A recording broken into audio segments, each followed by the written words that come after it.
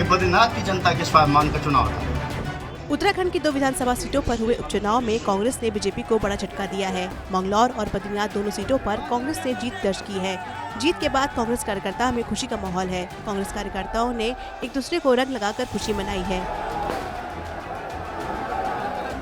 Manglaur seat पर कांग्रेस प्रत्याशी काजी निजामुद्दीन ने 31,710 वोटों के साथ जीत दर्ज की है। उन्होंने 449 वोटों के अंतर से जीत हासिल की है।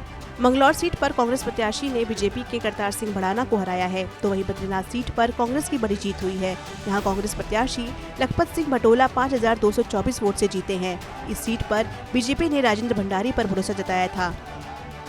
जीत के बाद दोनों जगह कांग्रेसी कार्यकर्ता जश्न में डूबे हैं। मंगलौर सीट से जीत दर्ज करने वाले कांग्रेस प्रत्याशी काजी निजामुद्दीन ने मीडिया में बयान दिया है। उन्होंने इसे मंगलौर विधानसभा के लोगों की जीत बताया है। साथ ही उन्होंने कहा कि ये अत्याचार पर सच्चाई की जीत है, लोकतंत्र की जीत है।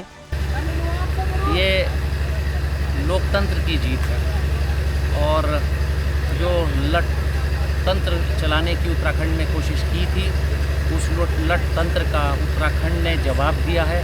यहाँ मैं सिर्फ आपसे एक बात कहना चाहूँगा, जो हमारे विपक्षी दल हैं, कि आप लोगों के दिल जीतने की कोशिश कीजिए, बूथ जीतने की कोशिश मत कीजिए, वरना जनता वही जवाब देगी जो अब मंगलौर विधानसभा उपचुनाव में दिया है। मैं मंगलौर विधानसभा की जनता का दिल से आभार व्यक्त करता हूँ।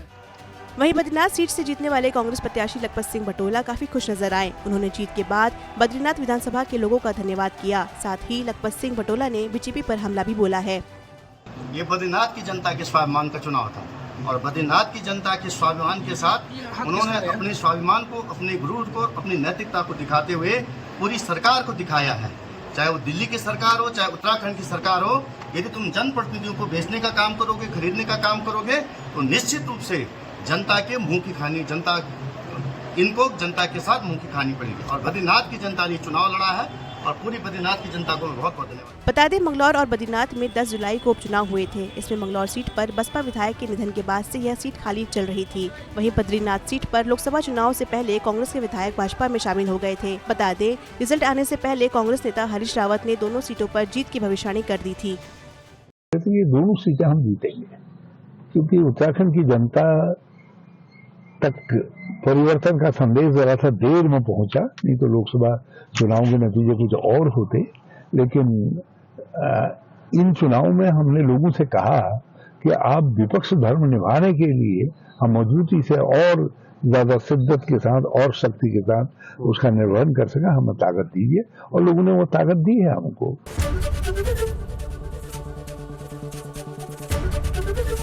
एबीपी गंगा, खबर आपकी, जुबान आपकी।